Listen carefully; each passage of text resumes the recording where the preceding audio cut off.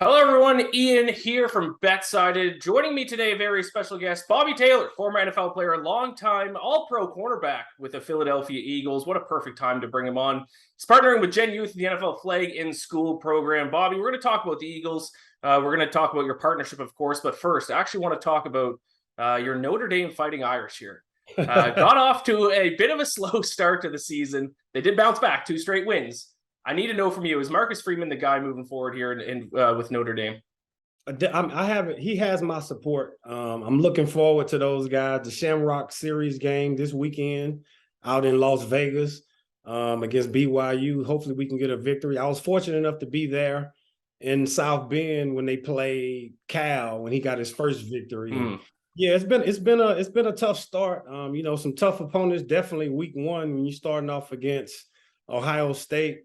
I know everyone, we didn't look forward to paying Marshall to come to Notre Dame to beat us, but unfortunately that happened. But, in today's society, everybody wants it right now. I just hope, the folks that are there in leadership can give him some time, give him a little bit of grace. I know that he's been I live in Texas. He was just here in the state over the bye week recruiting up in the Dallas area. The Dallas has probably like one of the richest areas as far as high school recruiting and for D1 signing. So he's been busy from that standpoint, and he definitely has my support. I look forward to getting back up there this season as well, and go Irish. Yeah, I agree. I like him as well. That's a tough spot to be in for your first ever game as a head coach for sure. But 2 straight wins, big game in Las Vegas this week, as you mentioned. But let's switch over to the NFL here. Obviously, you're a longtime Eagle. Eagles were a bit of a dark horse heading into the season. They were kind of the popular dark horse pick, but I don't know how many people expected they're going to get off to this good of a start. Did you expect them to be this good? Because right now, only undefeated team left in the NFL. Well, I'm pleasantly surprised. I knew Howie on the GM there. He did a great job as far as drafting over the last couple of years. He went out and made some moves in free agency, and bringing in A.J. Brown from a receiver standpoint. The defense is playing awesome. Those guys are playing well on each level, the D-line, the linebackers, and in the secondary. We've had some bumps and bruises back there. I definitely love Jalen Hurts. I'm a big fan of his. I think he may not be as battle tested from an NFL perspective, but he's been able to be around some great programs when he was there with Nick Saban in Alabama and then going on to Oklahoma. And so I think he's doing what he needs to do as far as be successful at the quarterback position playing for our team. I think Nick is putting him in great positions to, maybe sometimes use his legs and run, get him outside of the pocket. He's done a great job as far as, getting the ball where he needs to be, trusting his receivers as well, and, not trying to do too much. And so, I'd rather be 4-0 than 0-4, especially being in Philly, knowing how that can be. But it's a great start so far. Those guys just have to keep on keeping on. They're going to be on the road this week out in Arizona. And so I'm looking forward for them to be 5-0.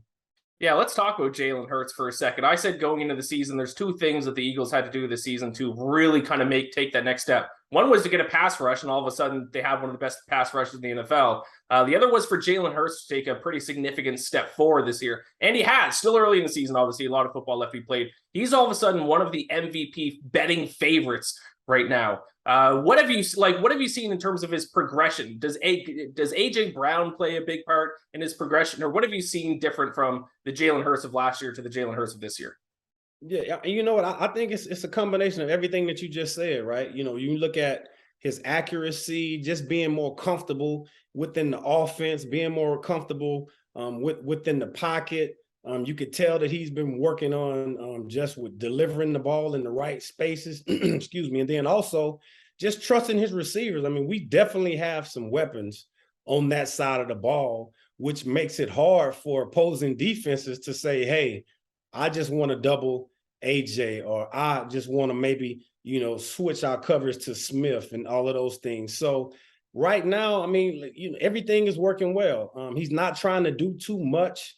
You could tell that he's, comfortable within himself, within the offense, and they're just playing complementary football on both sides of the ball and special teams. And I would just assume that being on the job, getting the type of work that he's been able to get and the success that he's been able to have, that should continue and he should get more and more comfortable as the season goes on. Yeah, all of a sudden, they look like the best team in the NFC. You look at the betting odds for the Super Bowl; they're third. I don't know if you look at odds often or not, but they're third, right behind the Chiefs. No, Well, not at all. I try not to, just because I'm such a fan, right? Right. I would never. I know gambling is a big part of our society and things of that nature, but I'm just such a fan. I always want those guys to, be successful there. And I just look at it as that, what, don't get too high, and don't read too many of the press clippings. I know we're talking about them right now. Hopefully they're not listening. Hopefully the fans are just listening, and they can just keep doing what they're doing, because they're doing a great job so far. Now, so if you don't look at the odds, I wonder, I'm sure you at least look at their schedule, because if you look at their schedule the rest of the season, it's not that tough. So, Bobby, tell me, do you think the Eagles have a chance to go undefeated this year? I think the Eagles will go undefeated on Sunday in Arizona. Oh, come on. You teased me there. and then we can go on to the next game and the next game. I think that's what we really, and I know it sounds cliche. I'm still, even though I'm retired, I'm still one of the guys, in the locker room, so to speak. And to really get to that point, they really have to stay laser focused, because, this league, it's hard to really get victories. And one of the things that I would say about the way that the Eagles are playing right now, they've been able to win in a lot of ways.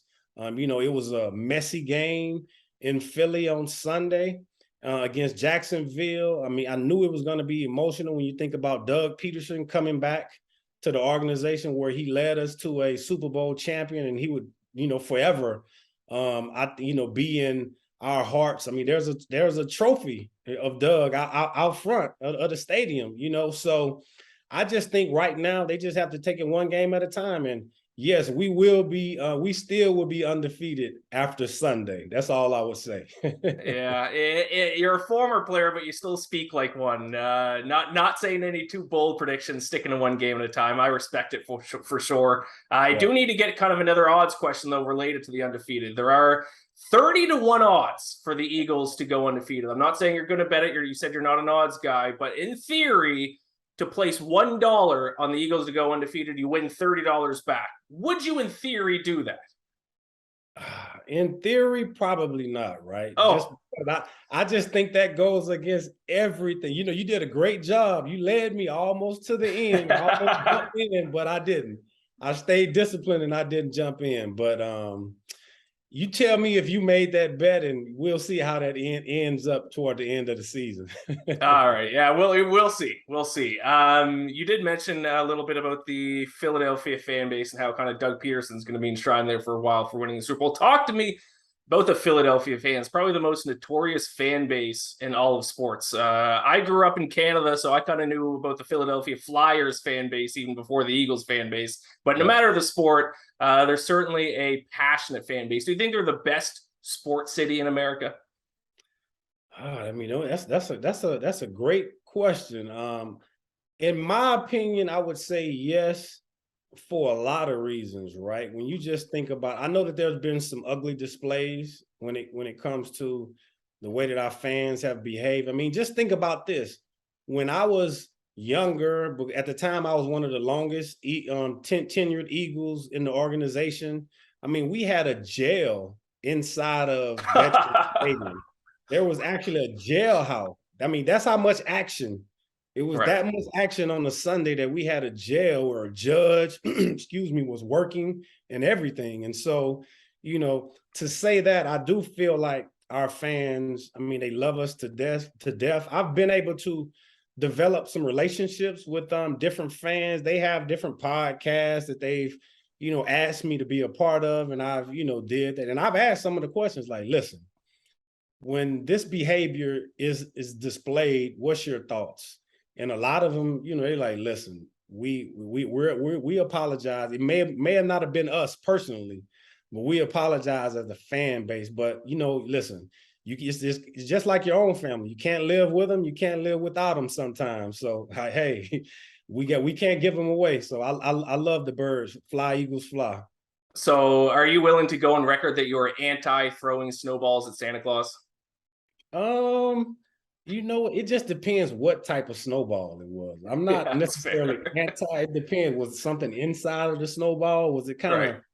semi-hard, semi-soft? But that was an unfortunate incident. I've even been booed and all type of crazy stuff. But at the end of the day, I understand what it is that they want you to be passionate. It's a blue collar area, not just Philadelphia, but just in that whole area up there.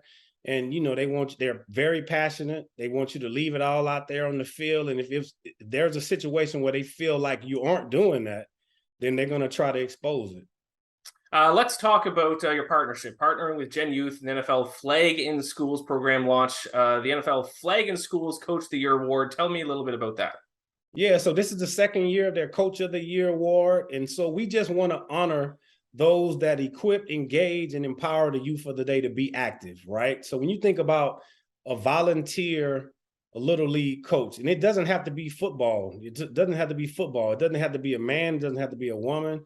We want anybody out there in the community. It could be a child. It could be a parent, someone that works, a fellow teacher, like nominated. We feel like those folks need to be nominated. We need to love on them. And I'm just so excited about what GENYOUth has been able to do. And then some of the awards, the award recipient would get a NFL Flag in Schools kit. Since 2014, just think about this. GENYOUth has been able to send out all over the country at the minimum of 28,000 of these kits, where it has up to 50 flags, flag belts. It has age appropriate curriculum, whether you're in elementary school, middle school, high school. And like I said, we just want to honor these folks. I know that they did a great job. There are still coaches that I know that coached me when I was in high school that fortunately are still alive, that I still stay in contact with, just because of the special place that they've always been a part of my life. And yeah, people can go to flag.genyouthnow.org to nominate their favorite coaches and teachers, volunteers, whatever. I did say I am Canadian, so I can't nominate my old minor football league coach, but shout out to Larry Priestnell. I'm going to give a shout out right now. He was a fantastic volunteer coach for me through minor league football all the way up to high school football. Still doing it back in Nova Scotia, Canada. Bobby, what's one of your high school coaches that you just mentioned are still around? Give one of them a shout out. So one of my coaches back in high school, he coached me in football and track. His name was Curtis Jones. Coach Jones, I love you. Coach Wilson, Coach Oscar Wilson, he's actually still coaching. So I graduated in 1992. He's still coaching for the Longview Lobos back in Longview, Texas. Again, the nominations are open until October 21st.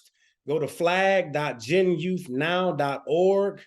And then we'll be making the announcement in November. I love it so much. Thank you so much for joining me today, Bobby. Take care and go Birds. Go Birds. Go Irish as well.